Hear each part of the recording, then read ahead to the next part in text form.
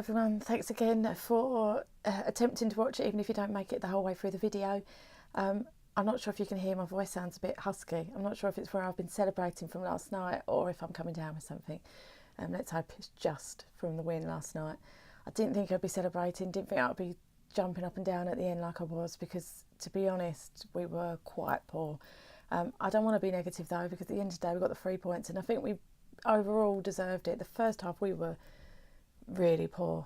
I just thought, here we go again, a team like this, we're going to be relegated. But credit to the team, you know, they did come out different the second half, but that for me is down to one player, a player that's got a lot of stick, Mark Noble. As soon as he came on, their team just seemed different. He controlled the game. I was watching him and how he talks to all the players, and he, you know, he wants it. He always wants it, and he's good at what he does. Whether you rate him or not, he's good at what he does. And last night, I really do believe that he made the difference, and that was why the team performed so much better the second half. So, yeah, don't give him any stick. I mean, he played well against Stoke, and obviously got subbed through injury. And everyone was saying how that was probably one of his best games he played in a long time. So hopefully we're getting back the Mark Noble of the 15-16 season. I've got to give a mention, obviously, to Andy Carroll. I am not a fan of him. I was when he started, but too many negative things have surrounded him, and that's not just about his injuries, because, you know, to a certain degree he can't help that. Some players are more injury prone than others, but last night he did well. I mean, again, I wasn't saying that the first half, to be honest. I thought, I don't know, did anyone notice when he missed that header? I don't know what he was doing. People were saying it was like Swan Lake, like dirty dancing. I thought, oh, here we go, the one thing he's good at. But once he got that goal, he seemed to wake up, the first goal, and he just seemed to be a bit of a different player. The player that we know he is, but hasn't been for quite a long time. I mean, that's his first goal since, I think it was February or something. No. I'm being a bit harsh. I think it was April, and before that was February. So, but he's good at what he does when he's playing well. And last night, I mean, particularly the winner, when it was coming, I thought, oh, this isn't going to go in, he's going to rock it over. He took it so well on his weak foot. He did really, really well. And, yeah, credit where it's due. Another player that I thought played well for 90 minutes, and there weren't many that did this, and that's got to be Arnie. I keep saying it in every video, but for me, there's something about him that he could be something special. A Tevez, Payet type player. He just wanted it. He did not stop the whole game. Just gave 100%, and the passion. Just the sort of player I love. And I've said in my tweets, him, Arnie and Adrian are the sort of players that I love, because you know they care. And I know that you need more than just caring, as proven with Slav, because he cared but didn't have the results to show for it. But they're the players I love, and I will never turn on them, even if they're not playing their best. If whilst they give 100%, they'll always be highly regarded in my eyes. Yeah, because Adrian, I'm sure you've all seen how I didn't even see him run. That was how quick he did it. I suddenly looked up as he was running back to goal. I thought, when did he run down there? How did he do it so quick? Yeah, love it. Love how much he cares and how he celebrates, and how he just, yeah, again, like Noble, constantly talking, getting worked up. But that's what we need. So well done to all three of those players. Another mention to Bonner. People saying that he's potentially the man of the match. Not for me, but yeah, you have to comment on that tackle. I thought, this is it. They're going to go and score, and then that's probably our heads are going to drop. But he chased back for that ball, and that tackle was brilliant.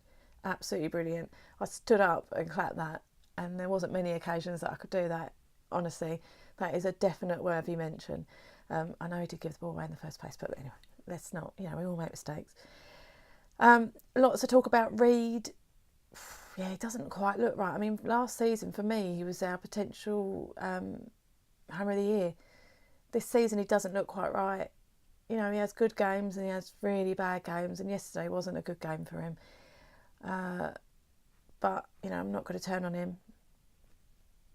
players go through phases, and I think that he's going through a bit of a weak phase, and maybe if Ginger's injury isn't too bad, he'll come and take over from Reid for a while. And Rice. Honestly, when Creswell went off, I thought, oh God, who are we going to have? We've got no Byram. Who's going to come on and actually be able to play down the left-hand side? He did so well. For such a young player to play out of position in such an important game, and not just do okay, played that position well. He was incredible, and I think he's really got a bright future ahead of him. And it's nice to see young talent coming through.